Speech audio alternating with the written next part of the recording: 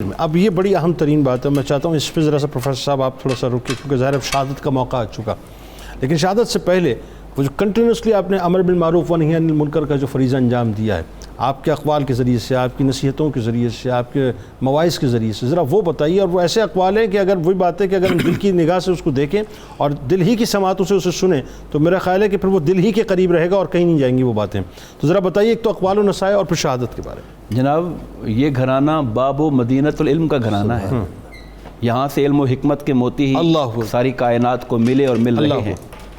دو اقوال کی طرف چند طرف آپ نے اشارہ کیا تھا اپنی گفتگو میں کہ جو شخص قطع رحم کرتا ہے اس کے بعد بیٹھنے سے پرہیز کرو، کیونکہ اس پہ اللہ کی لعنت ہوتی ہے۔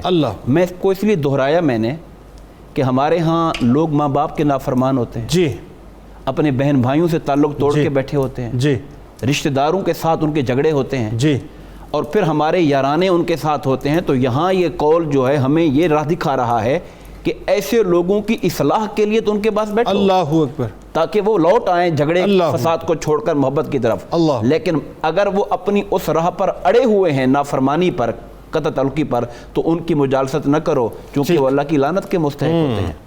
اسی طرح آپ نے یہ بھی حوالہ دیا کہ انسان کی اصلاح کے لیے کافی ہے کہ دوسروں کے پیچھے نہ پڑے، اپنے عیبوں پر نگاہ کرے۔ اور کسی نے کیا خوب کہا، نہ تھی اپنے عیبوں پہ جو خبر، رہے دیکھتے اوروں کے عیب و ہنر، پڑی اپنے گناہوں پہ جو نظر، تو نگاہوں میں کوئی برا نہ رہا۔ یہ بہت بڑا رہنمائی کا اصول ہے جو امام زین العابدین عطا فرما رہے ہیں کہ دوسروں کے عیبوں کو مت ٹٹولو، اپنے دل پر نگاہ ڈالو اور اپنے عیبوں کو دیکھو، تب دنیا تمہیں حسین نظر آنا شروع ہو جائے۔ بالکل ٹھیک ہے، بالکل ٹھیک ہے۔ اور یہ بھی آپ نے فرمایا کہ جو شخص اپنے فرائض کو انجام دے گا اس کا شمار عابد ترین لوگوں میں ہوگا۔ ہمارے ہاں مغالطہ پایا جاتا ہے، بعض لوگ تسبیحات میں، اذکار میں، نوافل میں بہت ٹائم گزارتے ہیں مگر فرائض کی طرف ان کا دھیان نہیں ہوتا۔ محافل کے اندر رات بھر بیدار رہتے ہیں مگر فجر کی نماز کی ادائیگی وہ چھوڑ بیٹھتے ہیں۔ بالکل ٹھیک بات ہے، مطلب سمجھتے ہیں کہ رات میں اپنے آپ کو بخشوا دیا۔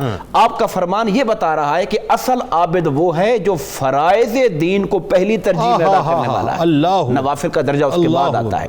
اور پھر آپ نے فرمایا جھوٹ سے بچو، اس لیے کہ سنجیدگی اور مزاح میں ہر چھوٹے بڑے جھوٹ سے پرہیز کرو۔ اگر کوئی شخص کسی چھوٹے سے کام میں آج جھوٹ بولے گا تو کل کو بڑے کام کے لیے بھی جھوٹ بولنے کی جرات کر لے گا۔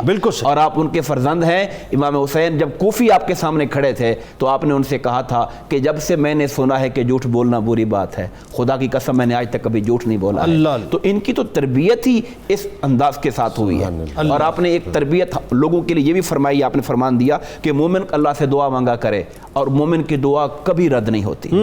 مومن اللہ سے جب دعا مانگتا ہے تین چیزوں میں سے ایک چیز ضرور ملتی ہے، یا تو اس کا ثواب محفوظ کر لیا جاتا ہے، یا جو اس نے مانگا اللہ تعالیٰ اس کو وہ عطا فرما دیتا ہے، یا کوئی آنے والی مصیبت جو بندہ نہیں جانتا مگر خالق تو جانتا ہے، تو اس کی دعا کی برکت سے اللہ تعالیٰ بدلے میں وہ مصیبت اس سے ٹال دیتا۔ شہادت پہ آئیے پروفیسر صاحب، کیا ہوا؟ جنید صاحب، اس گھرانہ کا ایک میں سمجھتا ہوں کہ یہ وہ مظلوم ترین گھرانہ ہے۔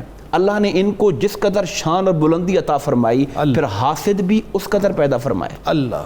اور جو حکمران طبقہ تھا، حکومت پر بیٹھ کر، اقتدار پر قابض ہو کر بھی ان کے روب سے ان کے دل مروب رہتے تھے، اور ان کے ذہنوں میں چھائے رہتا تھا کہ اگر انہوں نے آواز کو بلند کر دیا اور لوگوں کو آواز دے دی، وہ اہل بیت کی جو کشش تھی نا، وہ کشش ان کو چپتی تھی اور وہ ان کو خوف میں مبتلا کرتی تھی کہ کشش ان کو لے ڈوبے گی۔